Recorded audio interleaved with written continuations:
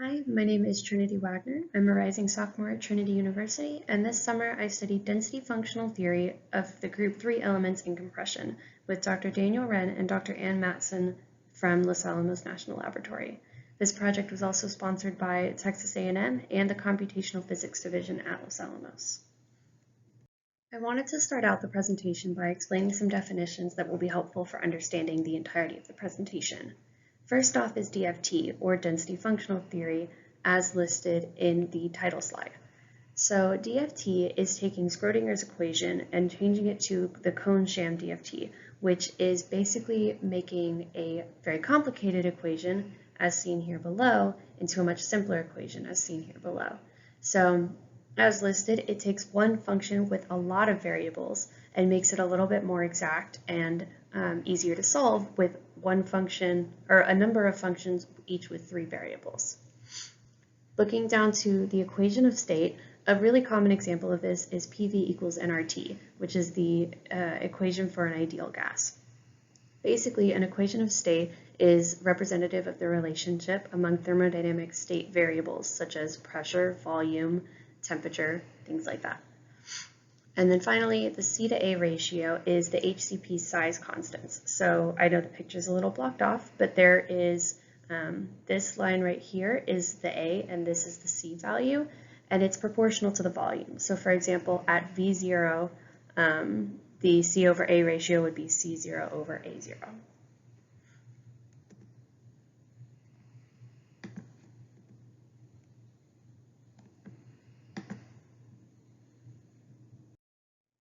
Going into this research, we had 2 primary objectives: to study the group 3 elements of scandium, yttrium, and lutetium, and to see how their crystal and electronic structure changes as they approach the transition to superconductivity.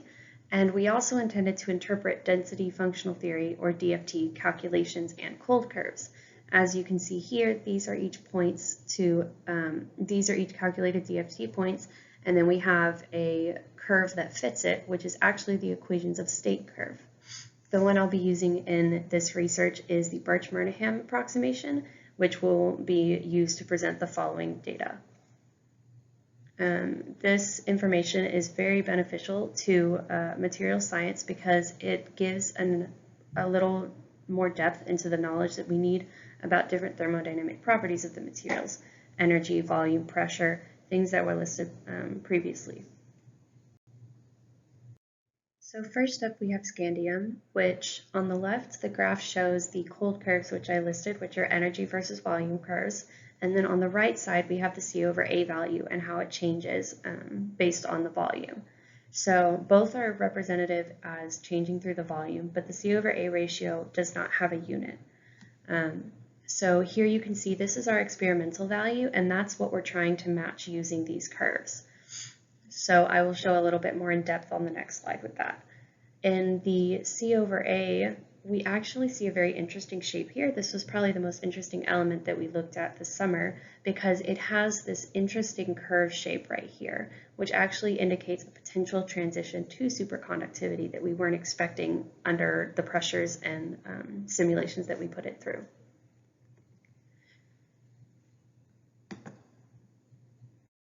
So on this slide, we have all of the quantitative data that represented the graph on the left of the previous slide. So here we have each of the functionals that we use to approximate each of the values shown in this table, as well as a few others. And we have the experimental values for the volume and for the bulk modulus. So the volume was 24.97 experimentally, and so we were looking to get as close to that as possible. And looking at the values we gained, PBE was the closest. It was also the closest for the bulk modulus, which had 52 as the experimental value. And things are definitely, they have a gap to them, but they are still close to each other. We also have dBdP, or B prime, which is the bulk modulus over the pressure. It is a unitless value. It's simply a ratio. And then the C4 is a high order coefficient. It's very similar to a Taylor series expansion, focused on B0, or the bulk modulus. And it's different for each one because there are different assumptions based on each functional, which goes into a lot of physics that we didn't really focus on for this research. Next up on the list, we have yttrium, which also has the same two slides, or two graphs. So we focused first on the cold curve of volume versus energy, and you can see each of the approximations here. It's evident, especially in the previous one as well, that PBE and PW91, as well as PBE Sol and AMO5, are actually very similar to each other. So you can see they all have a very common point down here of finding that low energy. And the volume that we were trying to minimize this energy at for experimental will be shown on the next slide, but it's probably about 33, as you can see here. So you can see that the different approximations all result similarly here, but the differences are over in the beginning of the calculations. We also have the C over A curve, which looks very different from the previous one because we don't actually see any approach to the superconductivity transition. However, each of the approximations follows about the same curve shape, while it does have different values. Following up on the graphs, we have the quantitative data. So same as the previous example of scandium, we have the experimental values of 33.05 and 81 for the volume and bulk modulus respectively. And again, when looking at these approximations, you can see that PBE was once again one of the closest to the experimental value, which is what we were looking for, to see which of them seems to be the most accurate or if there were any large differentiations that we needed to know if it was our fault or if there was some change in the simulations that we ran. The same values apply here. dB over dP is again unitless, and C4 is a high order coefficient, which goes into a lot of deeper physics that we didn't focus on this summer. Our final element of the summer was lutetium, and as we can see, same rules apply. PBE and PW91 are similar here. PBE Sol and AMO5 are similar here, and we have our experimental value, which is just under 30 for our experimental volume that we're comparing these to. We also have our C over A value of the compression of the element. So the ratio, of course, would stay the same no matter the volume, but the numbers do adjust as we go on and change the different calculations that we're doing. So we do have each approximation here as well with lutetium.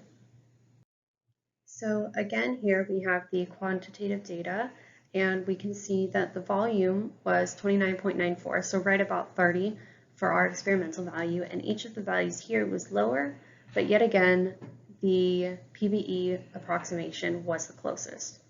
When looking at the bulk modulus at 47.6 experimentally, 47.85 was our closest when through our calculations.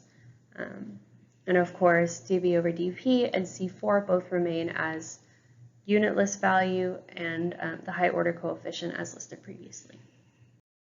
So the research that we did this summer all focuses on these three elements and how they change or how any properties are similar or different to previously done experiments. So looking at yttrium and lutetium, these two both actually have very similar results. Both of them had PBE as the most accurate approximation, and there was no structural anomalies that indicated the superconducting transition, which is why the C over A graphs both look very smooth and like a very normal curve.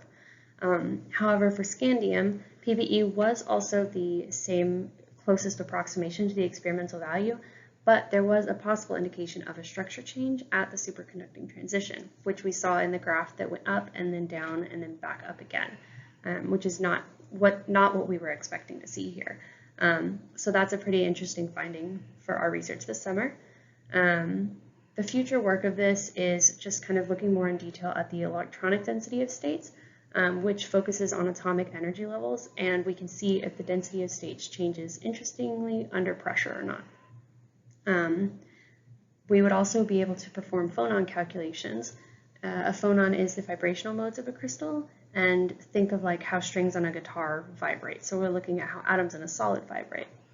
And there is a possibility to use more advanced methods to study the superconductivity, such as the Elias-Burke theory, which focuses on attractive interactions between electrons due to different phonons. And here we have a references slide. So thank you all for listening to my presentation.